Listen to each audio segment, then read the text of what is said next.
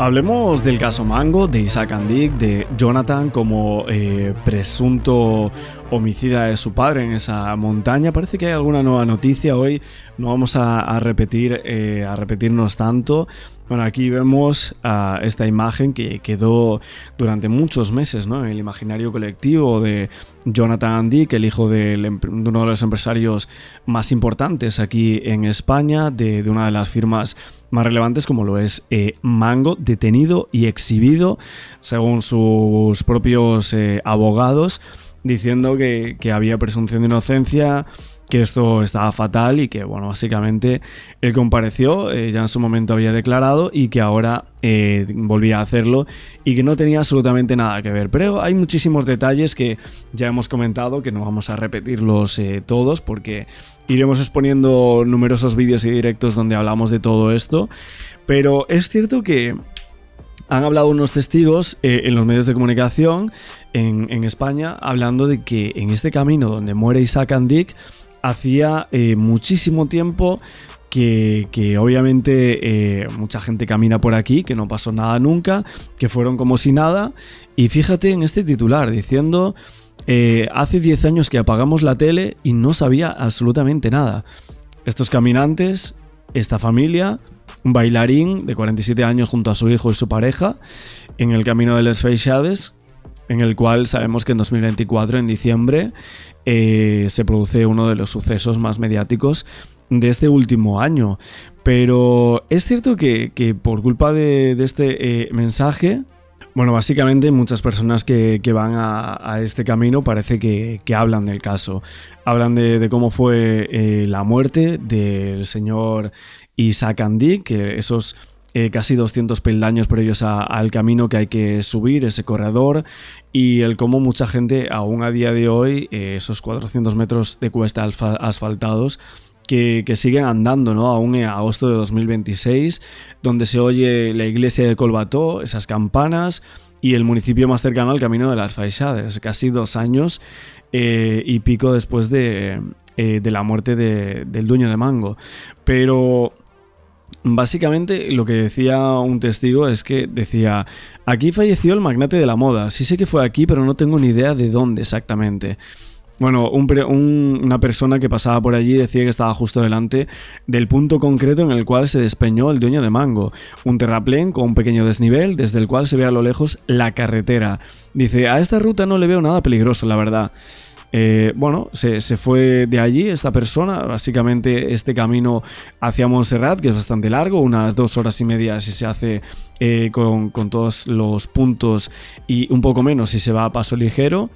Y bueno, básicamente los Mossos d'Esquadra bautizaron la investigación como el caso Monestir. Estaban confiados de que se pudiese achicar agua con las manos, creyeron que el silencio acabaría cerniéndose sobre la investigación que lideró esa pequeña unidad de policías de Martorell de Barcelona y que podrían trabajar en paz, pero bueno, desde el primer día hubo muchísimos rumores de todas las informaciones que llegaban en los titulares, de qué se trataba la muerte de Isaac Andic, de uno de los hombres más ricos de España, que se había quedado como un accidente y en este punto luego vimos que parecía que los investigadores creían en otra cosa. Este es el punto.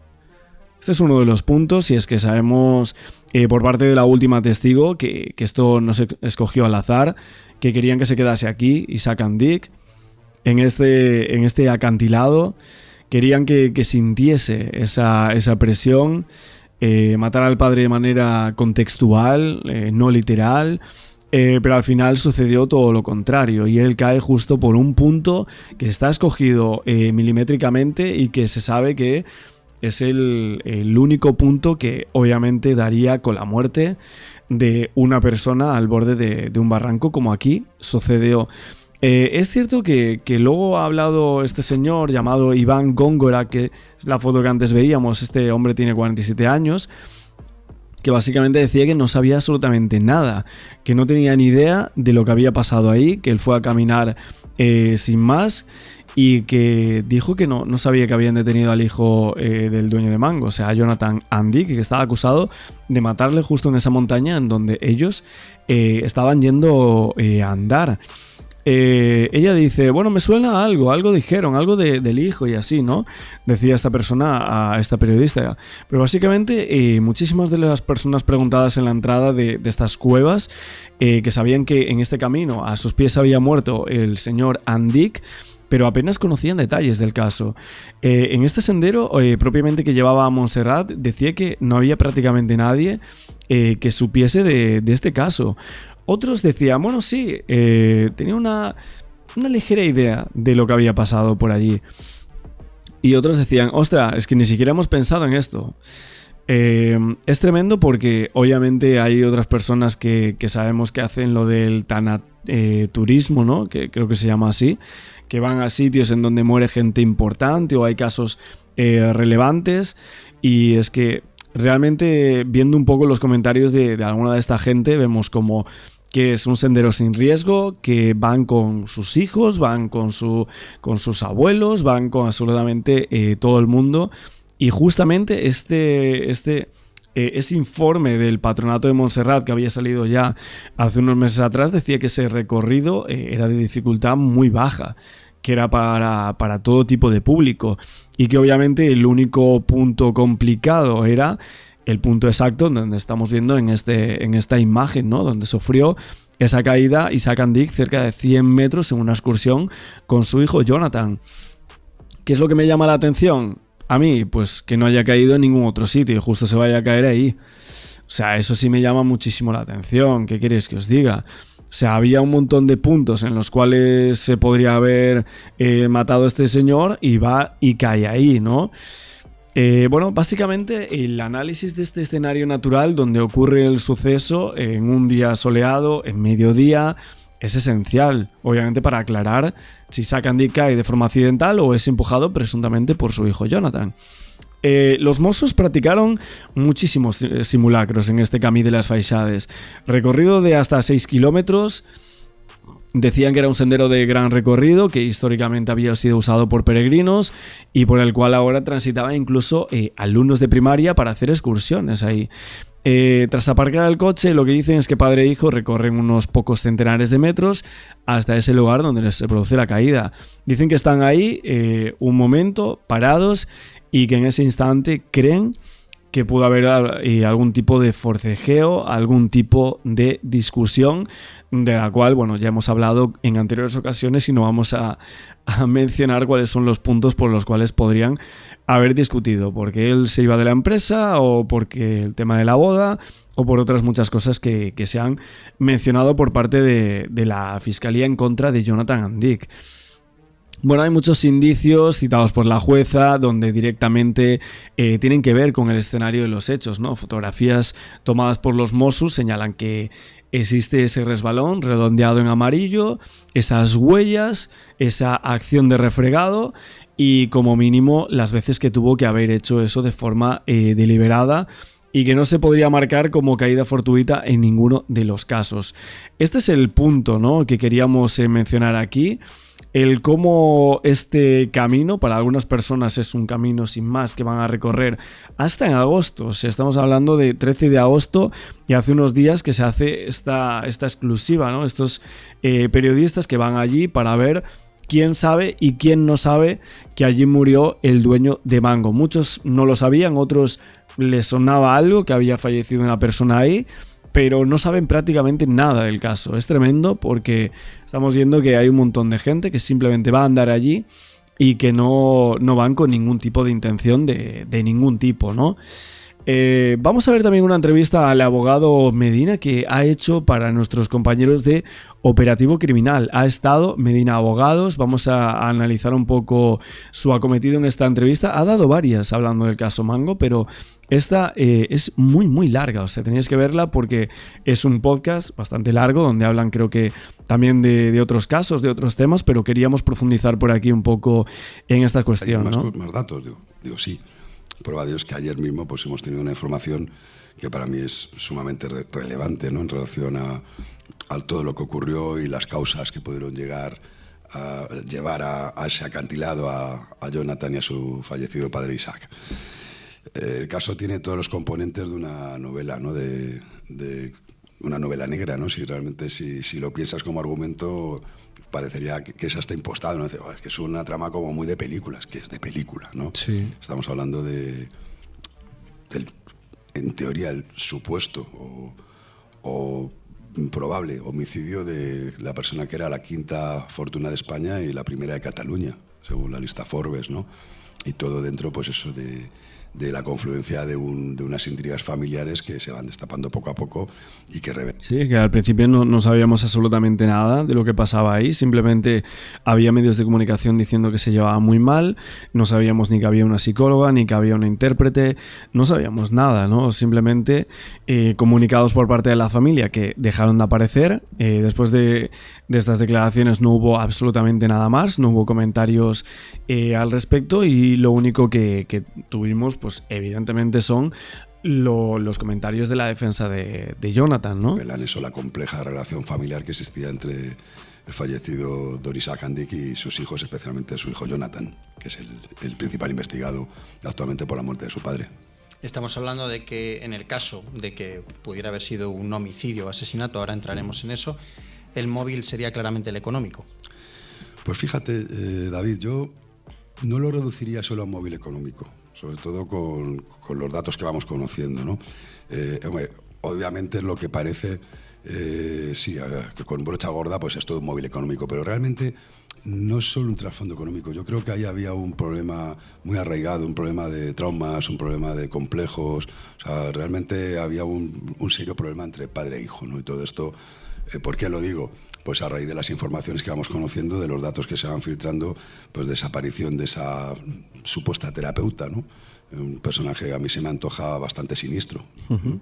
Esa persona de origen boliviano que, bueno, parece ser que opera entre Alemania. No, ecuatoriano sería, ¿no? Alemania, Andorra, España, pero que no está colegiada como psicóloga ni en España ni en ninguno de los sitios donde ha ejercido. Pero sí, estoy bastante de acuerdo en eso. Nosotros lo comentamos en muchas ocasiones hablando de posibles humillaciones que hubiese sentido y obviamente justo la terapia que estaba haciendo de desprenderse de la figura del padre para justo en ese momento hacer la sastrería, pues hombre, creo que es muy importante a la hora de analizar el caso, ¿no?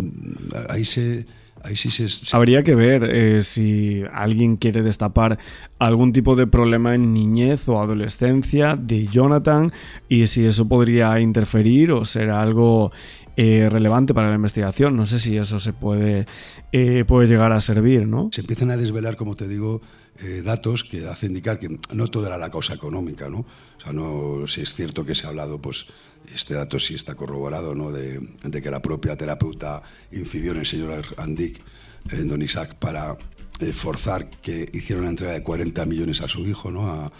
A Jonathan, porque bueno, de alguna forma ya entendía que eso era necesario para evolucionar en esa terapia, ¿no? Para que Jonathan pudiera de alguna forma desligarse de la figura del padre y de esa forma reautoafirmarse, ¿no? Fuera de la que es la órbita. Es decir, todo esto lo que nos está desvelando pues es una serie de complejos, una serie de traumas que tenía Jonathan Andic hacia la figura de su padre. Esos mensajes que se han filtrado, de esas conversaciones entre padre e hijo, en el que el propio Jonathan le dice: hombre, no me extraña que llegaras a pensar que quería matarte.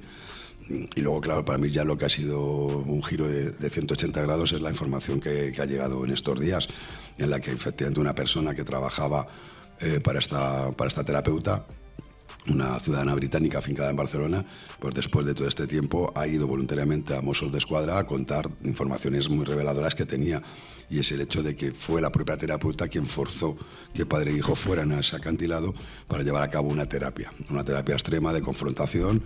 Metafóricamente había que ponerse a los pies de un barranco. Pues mira cómo acabó metafóricamente, acabó de otra manera.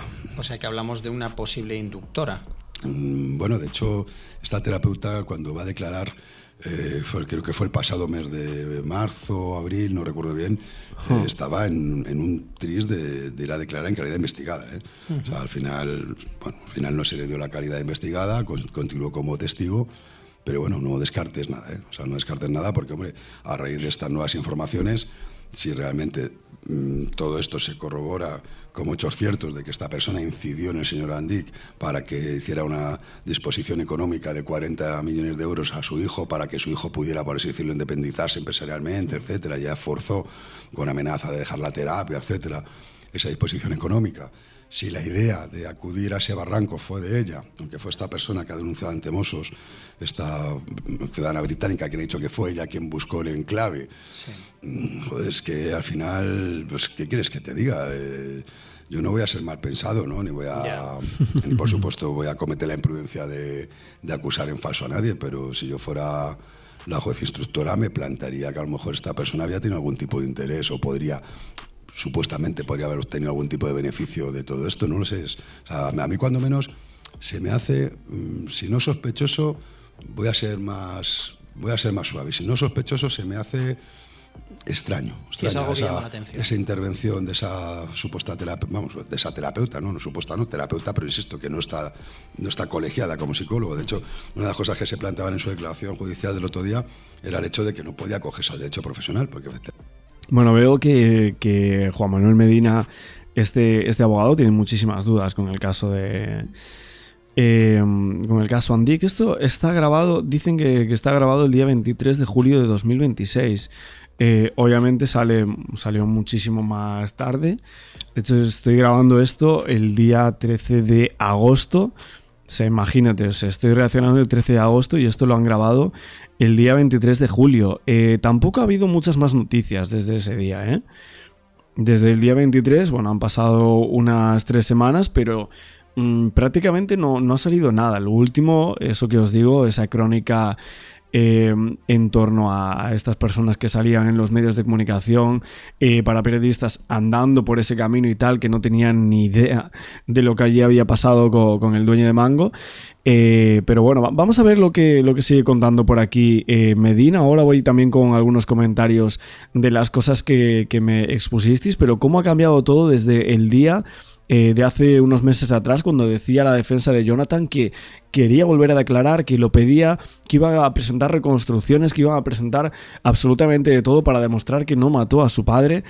Y el contraataque que querían hacerle para denunciar imprecisiones, conjeturas, absolutamente de todo, ya que bueno, la jueza de Martorell indicaba que Jonathan había terminado con la vida de su padre movido por odio y movido por obsesión con el dinero, cosa que él quería decir que eso eran conjeturas de un relato que no tenía absolutamente nada que ver, pero con la aparición del intérprete se han callado, no hay declaración, vamos a esperar.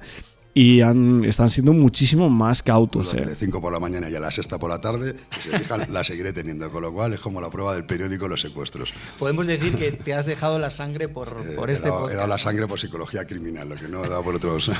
Puede ser que efectivamente Jonathan Andic pueda haber acabado con la vida de su padre, ¿no? Son indicios, evidentemente no hay pruebas de cargo, pero creo que antes de entrar en esos indicios debemos de situar también al espectador, porque, como decía al principio, es un caso de repercusión nacional. Yo creo que todo el mundo conoce de qué va el caso prácticamente, pero seguro que hay algún espectador que todavía no. Si podemos... Bueno, todo el mundo parece que no, porque periodistas preguntan a la gente que va andando por ahí y no saben de qué va eso. Brevemente, situar qué es lo que pasó. Pues yo te lo sitúo con tu permiso, y si tú me das a mí la palabra. Estamos hablando de Isaac Andic. Es un ciudadano de origen turco que junto a su hermano pues vienen de muy abajo, ¿no? De una extracción económica muy normalita, tenían una tienda de telas y un poco pues como el fenómeno de don Amancio Ortega, ¿no? De Inditex, pues de esa tienda de telas montan un imperio, la industria textil, principalmente, que todo el mundo pues conocerá la marca Mango, ¿no? Sí. Y esto ya se le había comunicado a Jonathan. Por otra parte, pues parece ser que el señor Andic tenía intención de crear una fundación con fines benéficos, ¿no? Como cualquier otra. Bueno, lo que dice aquí el abogado también, antes del tema de la fundación, el tema de Tony Ruiz, aunque creo que Tony Ruiz... él está desde el 2020, ¿no? en ese cargo que tiene actualmente, un cargo muy importante en Mango, bueno, que tenía al momento de los hechos, o sea, hacía ya varios años atrás que había pasado.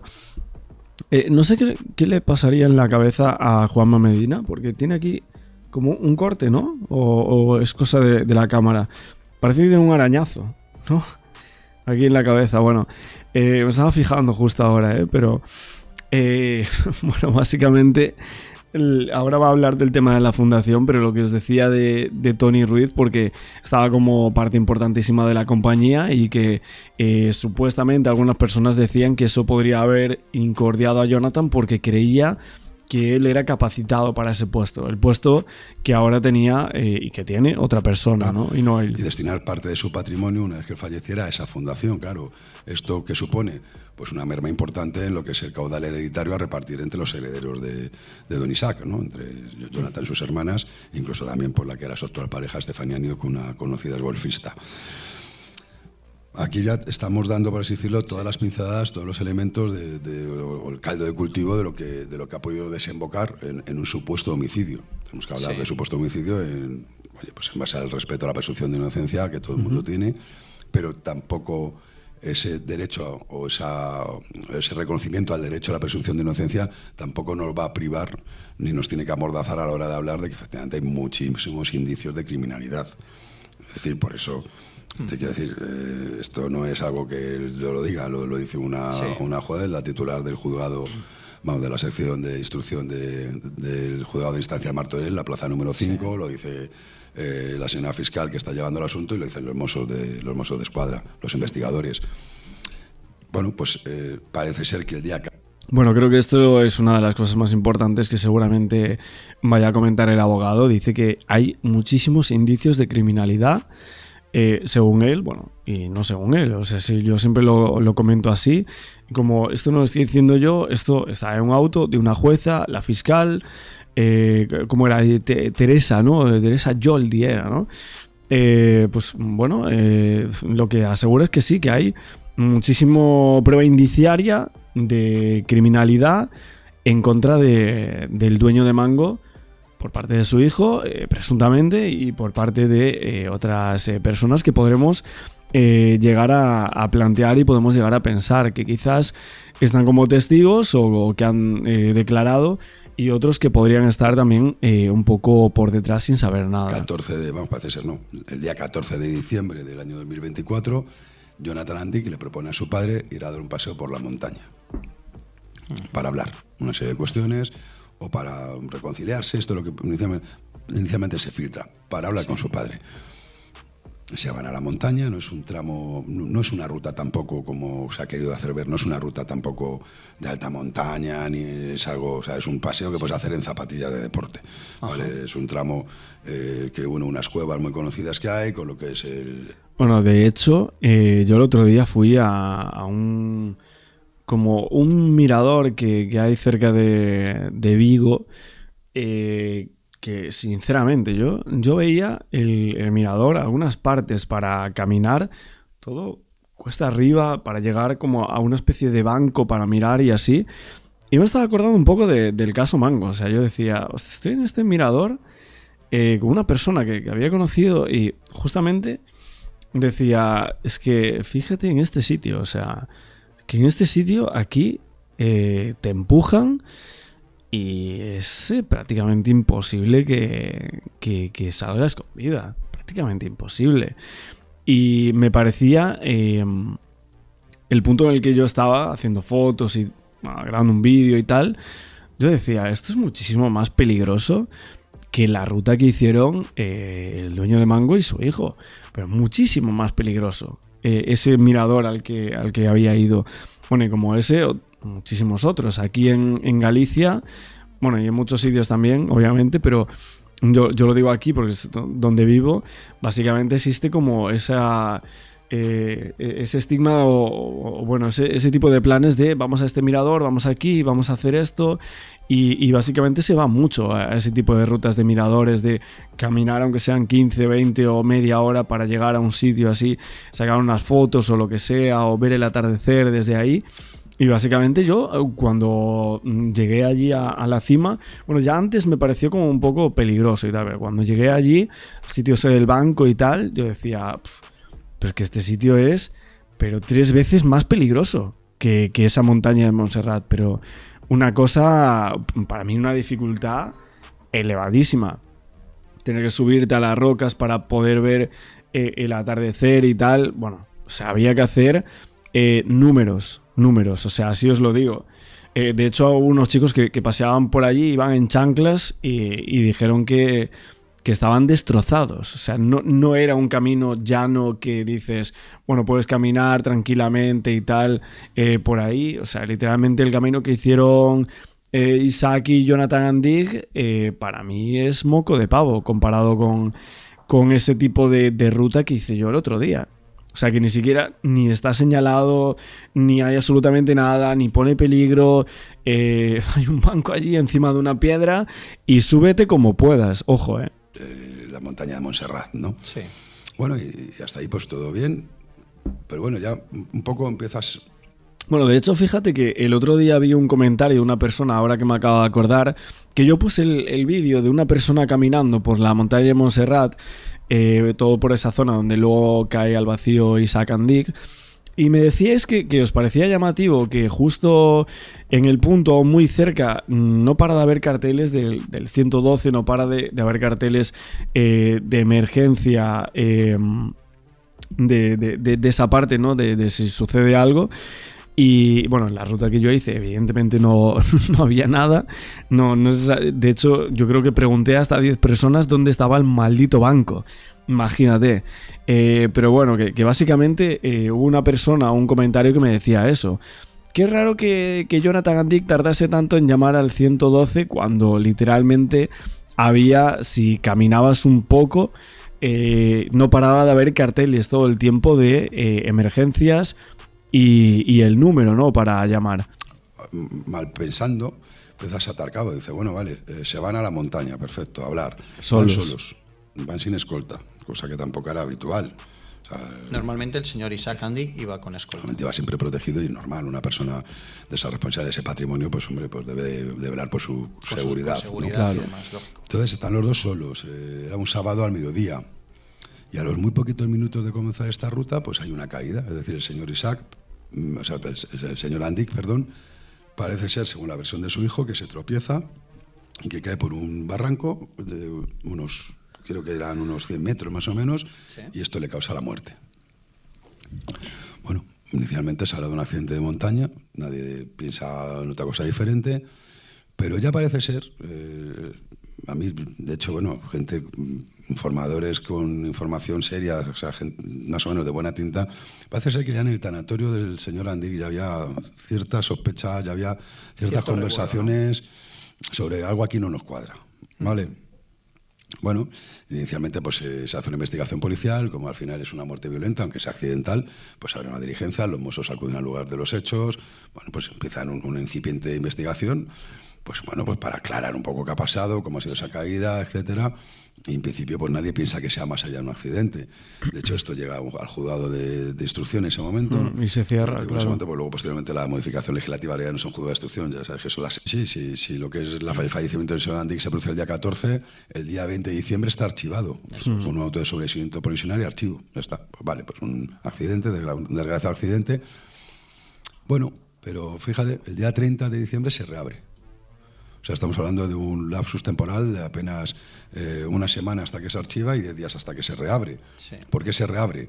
Porque a Mossos hay cosas que no les cuadra absolutamente nada. Entonces, claro, cuando a los investigadores, y esto dice mucho a favor de todo el mundo, ¿no?, de los investigadores, del sistema judicial, de nuestro sistema en general, les da igual que sea el hijo de Isaac Andig o que sea el hijo de un... Bueno, la defensa usaba esto como para decir, no, si hubiese sido otra persona lo hubiesen cerrado y ya está, pero como era Jonathan Andig, es porque querían hacerse famosos, o sea, que un mozo de escuadra, que no tenemos ni puta idea de quién es, que quería salir en Crims contando este caso y diciendo que había sido un presunto homicidio de una de las personas más importantes de Barcelona, ¿no? Bueno, obviamente eso no, para muchos no tiene sentido y ya lo comentamos aquí en su momento cuando la defensa de Jonathan o los detectives contratados por él y tal llegaban a decir esto. A ver, evidentemente en este momento en el que estaba hablando aquí el abogado Medina, al principio los Mossos empezaron a ver contradicciones, ¿no?, en torno al relato de Jonathan, incoherencias con la llamada, con lo que luego declara por primera vez ante ellos y luego lo que declara en una segunda ocasión, que es muy diferente. En ninguna de ellas habla de una terapeuta, ni una intérprete, ni que fueron allí para matar al padre simbólicamente, ni absolutamente nada de esto, ni que se iban a poner en un barranco, ni una situación extrema. Todo eso no se cuenta en ninguna declaración y no lo hemos sabido hasta hace poco. Imagínate si en los primeros días los Mossos d'Esquadra hubiesen tenido esa información. Creo que todo hubiese sido... hubiese explotado muchísimo más, ¿no? Y ellos hubiesen sospechado desde el minuto 1, pero eso no sucedió así. Yo no sé vosotros qué pensáis también de esta entrevista, obviamente la tenéis completa.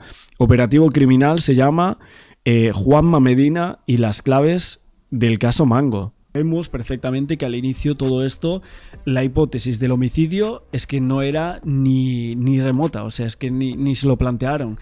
Y creo que aquí se perdieron muchas cosas. Y creo que los protocolos debieron ser los adecuados, pero no lo fueron. Y esto es un problema ahora mismo para la acusación. A ver si este mal actuar en un inicio no hace que finalmente no estemos ante una acusación directa en la cual se pueda condenar a una persona que presuntamente podría llegar a ser culpable. Como vemos, lo que dice este artículo de ABC, que es un periodista que lo filtra, creo que es Javier Chicote, en donde dicen que tomaron una serie de imágenes de la zona de la caída y que todo apuntaba a un fatal accidente, y ahí este fue el motivo por el cual los agentes no aplicaron ninguno de los protocolos científicos que serían propios de un escenario de un crimen. O sea, realmente es una hipótesis que luego se decantan por ella, sí, pero al inicio no, y esto hace que la investigación empiece relativamente mal. Bueno, de hecho tenemos aquí el informe donde habla de la huella, esa huella en cuestión de la cual se habló tanto en estos medios de comunicación, es una huella supuestamente plantada, luego si podría ser de un montañista e incluso si podría ser de lo que es una de las personas que estaba reconstruyendo ese accidente.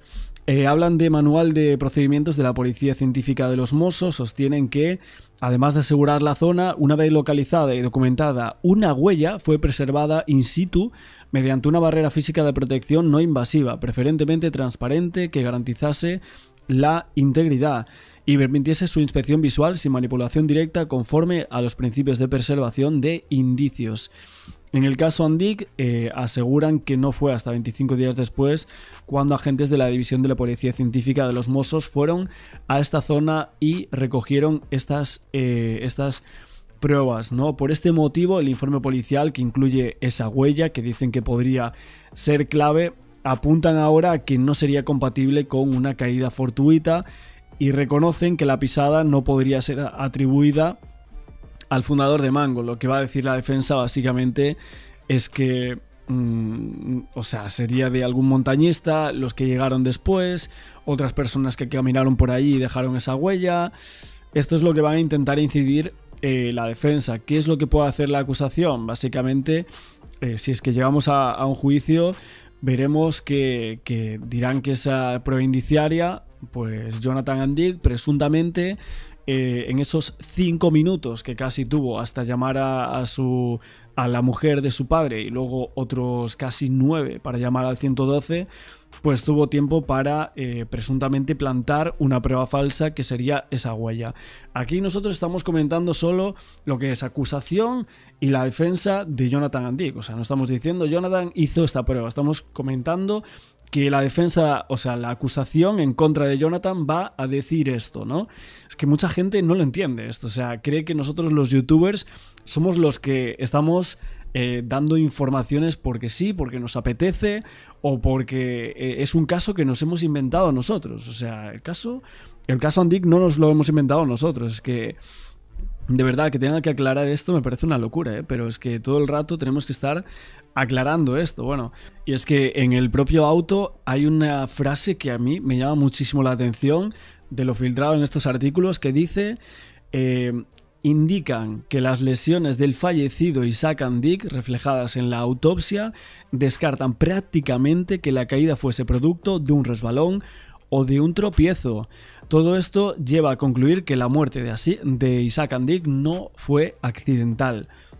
Es tremendo, o sea, realmente todo esto que estamos viendo aquí, tras levantarse ese secreto de sumario en donde se detallan algunas cuestiones de la investigación y donde se ven frases como: hay una existencia de un posible móvil económico, pasa por una planificación y un estudio del lugar de los hechos previo a la caída mortal, así como las diferentes versiones que dio al respecto del suceso el propio hijo, que no se corresponden con la realidad.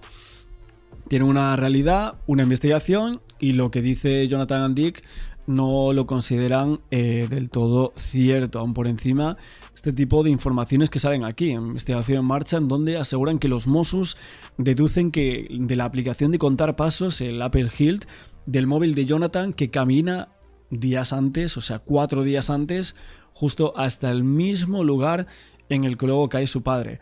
Evidentemente la defensa aquí lo que va a decir es que dio un paseo por ese sitio, quería saber cómo era ese lugar. Él vio que se podría andar sin muchos problemas y bueno, es lo que puede decir, que simplemente fue un paseo para asegurar esa zona y porque le gustó ese sitio, ¿no? Básicamente podemos llegar a considerarlo de esta forma. Bueno, vamos a ir también con televisión, que es lo que cuentan sobre las imágenes de los dos, de padre e hijo, andando por una isla griega. Vamos a verlo. Tenemos muchísimas informaciones. Medios de comunicación, como estamos viendo. Claro, y estamos viendo que no hay declaraciones, obviamente, ni por parte de Jonathan, ni por parte de su abogado. Nosotros, de verdad, que le hemos llamado varias veces para que nos contara o intentara contar o, bueno, pues contrarrestar todo lo que está diciendo el autor. De momento parece que no hay nada. Tampoco habla nadie de la familia, ni la viuda ni las hermanas. Están cerrando todos filas en torno a él, convencidos de que es imposible de que fuera el homicida, el parricida. Sí, yo tengo acceso al entorno familiar, ¿vale? Lo podemos decir así.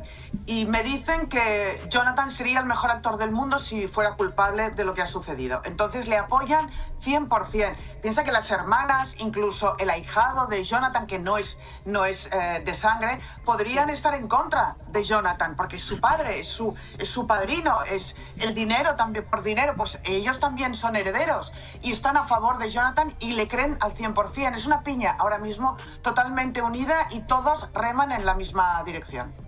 Es una guerra de... Bueno, a ver, es que el tema del dinero es que tampoco sabemos mucho, ¿no? O sea, también hay que seguir el rastro del dinero aquí, ver si no puede haber más indicaciones. Es que, a ver, que justo el dueño de Mango se caiga por ese barranco ese día, después de haber millones de personas que andan por ahí al año, pues, hombre, como siempre decíamos, era algo que llamaba la atención, cuanto menos, ¿no? Pero que están con Jonathan and Dick tampoco indica nada, ¿no? O sea, no indica que lo que pasó aquel día, justo en ese momento, fuese un resbalón o un presunto forcejeo o un presunto empujón. De comunicación, de información, acción, reacción. Silvia, ¿cómo se encuentran ellos anímicamente? Porque tenemos entendido que Jonathan ha dicho: me voy a descansar un poco y me voy en el yate a Ibiza. ¿Cómo están ellos emocionalmente? Sí, ellos están muy mal. A mí al menos es lo que me cuentan, que están destrozados, que además, pensad una cosa, yo vivo en Barcelona y en Barcelona este señor tiene muy complicado encontrar un trabajo o moverse en cualquier lugar, que puede ser que no necesite el dinero, evidentemente, pero no lo van a invitar a ninguna fiesta, no va a hacer vida social de ningún tipo y se han encerrado en ellos mismos, llevan una vida muy íntima, se ve con muy poca gente. Si el círculo de los and Dick ya era un círculo bastante cerrado y comprimido antes de la muerte del padre, ahora ya es, y después de la acusación a Jonathan, ya es mínimo. O sea, claro. Porque no quieren filtraciones y lo están pasando mal, la verdad. Bueno, las filtraciones están. No hace falta más que verlas en esa guerra de comunicación, Silvia. Pero yo no sé si has podido hablar... Sí. Recientemente, es en las últimas horas, referente a lo que hemos conocido con respecto a la aplicación del móvil. Dicen los Mossos ahora que pueden determinar con el número de pasos que había dado Jonathan que el día 10 de diciembre, o sea, 4 días antes de la caída mortal, Jonathan había hecho exactamente el recorrido entre el parking y el punto en el que cae. Recordemos que el punto en el que cae Isaac Andic se sale del camino oficial. Entonces, ¿hay reacción a esto, Silvia? Por ahora no, veremos si la hay, porque ellos lo que hacen es esperan cualquier acusación que salga oficial, tanto del juzgado como de la comisaría, de los Mossos, y ellos responden al momento. Sí pueden responder, evidentemente, porque yo no sé hasta qué punto van a poder responder a todos los indicios que tiene la jueza. Y mi última pregunta, Silvia, sobre lo de la terapeuta, que está buscando la hipotética implicación de terceras personas y señala a esta mujer. ¿Qué dicen? Sí, señala a esta mujer. A ver, ellos consideran que la guerra que se habla entre padre e hijo era inexistente y la terapeuta es una demostración de eso, que todos los desencuentros que podían haber tenido los estaban intentando curar y sanar a través de una terapeuta. Entonces no... Hombre, pues había una terapeuta, había una serie de problemas, ¿no? O sea, no hay más que añadir que hay una terapeuta porque hay una serie de cuestiones que desentrañar. Obviamente la jueza tendrá una serie de mensajes en los cuales pues se vea que la relación en ciertos momentos pues podría llegar a ser bastante mala. Y es ahí donde van viendo una serie de cuestiones, ¿no? No sabemos la terapeuta qué papel juega aquí, pero claro, lo que dicen los investigadores es ojo con ella, porque a ver si no, después de un montón de sesiones entre ellos, de manera prácticamente clandestina, ¿no? Esta terapia era una terapia no muy usual. Básicamente dicen que es como un psicoanálisis poco tradicional diseñado por Sigmund Freud, donde dicen que el terapeuta queda en segundo plano y escuchan libremente el relato de los pacientes. Básicamente se hablaban entre ellos o se decían cosas en este área, en estos relatos, ¿no? Dicen que no juzga, solo acompaña, solo le guía para la compensación de sus mecanismos de defensa, y en algunos casos que se aplica un enfoque muchísimo más directivo, que bueno, sabemos que es como una implicación mucho más allá y demás. Y bueno, están viendo ahora desde la defensa cómo eran esta profesional, cómo es realmente, bueno, en este caso no con otras personas, sino justamente con Jonathan Andic y con Isaac Andic, ¿no? Cómo era la exploración de esos temas que tenían, que les hacía tanto daño, ¿no? Que estaban tan en contra el uno del otro. No entienden muy bien la implicación o la supuesta implicación de que la jueza ve en esta señora. Sí que te digo que es todo como en las guerras, propaganda, de un lado y de otro. Y nosotros como periodistas tenemos que intentar llegar a un punto medio, y en este momento es muy complicado. Bueno, pero lo que tenemos... A ver, yo por lo que veo en el auto y demás, las consideraciones de la jueza, de los Mossos y demás, yo creo que en torno a la terapeuta, lo que he pensado en estos últimos días, analizando un poco los vídeos de televisión, lo que van contando y demás, lo que hemos transmitido por aquí o hemos leído, básicamente lo que yo creo de la terapeuta es que creen que ella podría tener una información muy muy relevante a la hora de poder resolver este caso, y que haya una acusación en contra muy muy elevada gracias al testimonio de esta persona. Esto es lo que creo. O sea, realmente no creo que ella haya tenido una relevancia como presunta cómplice o algo así en el hecho, sino que ella, o sea, que la jueza crea que ella haya escuchado algo en torno a yo quise golpear a mi padre, una vez íbamos andando y lo pensé en empujar, algo así. Yo creo que por ahí van los tiros de lo que creen los investigadores que van a poder encontrar en torno a esta señora. Obviamente ahora mismo estará muy muy protegida ella, muy muy protegida, pero creo que seguramente piensen que es la persona clave, o sea, la testigo clave seguramente sea esta persona, que le haya dicho algo. O sea, realmente he dicho frases como muy agigantadas, ¿no? Y que resolverían prácticamente el caso, pero algún detalle que a día de hoy seguramente ella, si lo cuente, pueda llegar a ser clave para resolver el misterio del caso Mango. Los autos de la jueza con los informes de los Mossos que se ven respaldados, ayer hablábamos con uno y se ven perfectamente respaldados en las actuaciones que está teniendo y lo que va comunicando la defensa de Jonathan Andic, y que aquí os lo contaremos todo, las dos partes. Gracias, Silvia, un saludo. Nada, a vosotros. Moya, ahora mismo lo que dice Silvia, estamos hablando de que si esto llega a juzgarse, sería con un juzgado popular.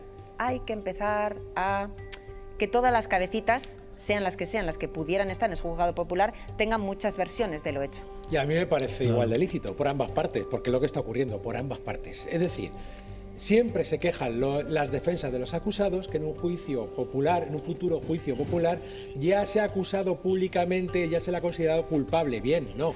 También tienen la oportunidad de influir ellos también antes de ese juicio para que sea declarado inocente. Y es lo que está ocurriendo. Y el próximo punto de partido va a ser ese, el de los móviles. Pero te digo una cosa, hay que, por ser justos, en el recurso de la familia Andic, el primer párrafo decía, está habiendo un goteo, una gota a gota de filtraciones para condenarle socialmente y previamente antes del juicio. Y la familia Andic no había abierto la boca hasta entonces. Y sí que ha habido filtraciones previas de la investigación. Creo que en este caso tienen razón. Lo que pasa es que ahora han decidido contraatacar con todas sus fuerzas, como tú dices, y se ha convertido en un partido de tenis. Aquí le toca jugar el próximo punto. Bueno, pues yo creo que si el partido se pone de esta forma, pues les toca, ¿no? No sé. Si les toca jugar así, pues tendrán que jugar así, ¿no? Es que al principio no decían nada, porque evidentemente se había cerrado como un accidente. Lo que pasa es que luego se reabre, o sea, ahí hay pruebas suficientes como para reabrir el caso y hacer una acusación de un presunto homicidio.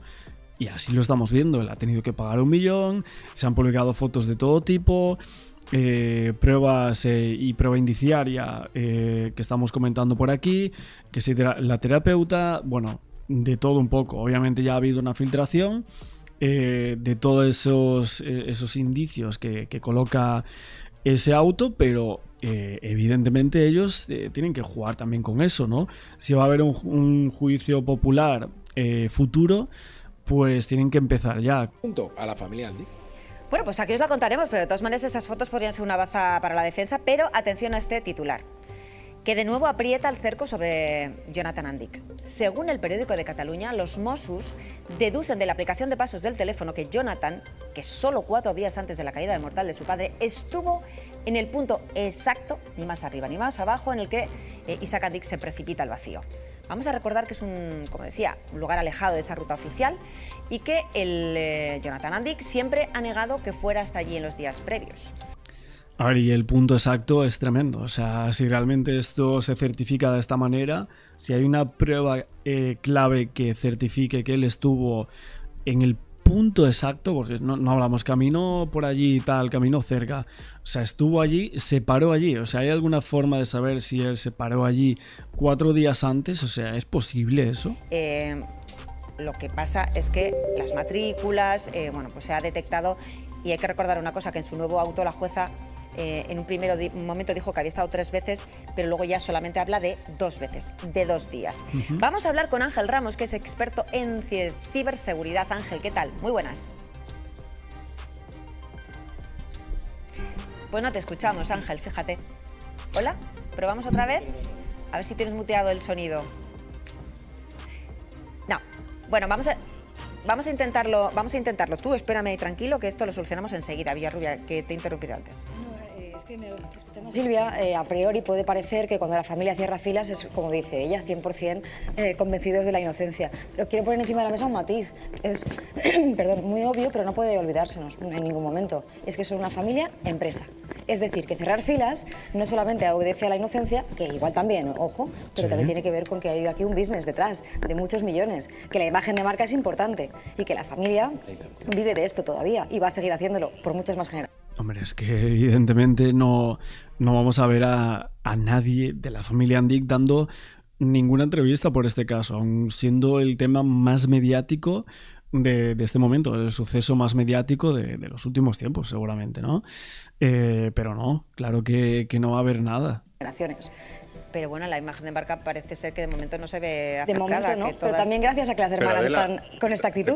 Recuerda que la aplicación de pasos también ha sido clave para delimitar cuándo perdió el móvil, qué día, cuando él viaja a Quito, porque se supone que la jueza ha pedido la verificación a la compañía telefónica para saber desde cuándo no opera él con el teléfono, porque él dice que extravía el teléfono en Quito. Que se lo roban. Que él dice una Claro, los investigadores aseguran que él apaga esa aplicación para ir a Quito. fecha, pero él no lo denuncia. Claro, y otra de las cuestiones que ya hemos recuperado, Ángel, es que al parecer habría desactivado esa aplicación de los pasos justo días antes y se habría apagado antes de ir a Quito. Pero vamos por pasos, por partes y por pasos, nunca mejor dicho, Ángel. ¿Cuán precisa puede ser esa medición de la que hablaba? De los pasos y que ubicarían, según los Mossos, exactamente el recorrido entre el parking y el lugar donde cae.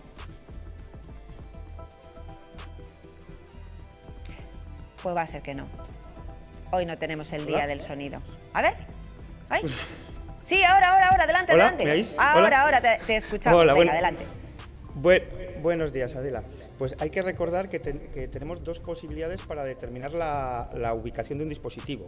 Uno es a través de la triangulación de las antenas de telefonía móvil, en la que tenemos un índice de precisión de unas decenas de metros, y otra es a través del GPS del dispositivo móvil, que es con lo que lo hace la aplicación de pasos. Y ahí tendríamos una precisión de metros. Claro, entonces... Bueno, también la defensa, mira, es que yo voy pensando, mientras escucho este tipo de cosas, digo, si Isaac Handy, o sea, si el hijo de Isaac Handy quería premeditar este hecho y quería empujar presuntamente a su padre, lo mejor que podría haber hecho era dejar absolutamente todos los móviles en su coche y no haber ido ni los días anteriores con el teléfono, si sabían que a lo mejor lo podrían llegar a investigar por este suceso. No llevar ni móvil, no llevar absolutamente nada, pero él sí decide llevarlo y esto pues es un punto de inflexión aquí importante, en el cual pues ahora dicen 4 días antes fue hasta ese punto. El día exacto... O sea, realmente, ¿cómo pueden llegar a saber todo este tipo de cuestiones? ¿De qué móviles hablan? ¿Cómo saben justo la aplicación? ¿No? Este tipo de cosas que, bueno, a día de hoy creo que todos nos preguntamos, ¿no?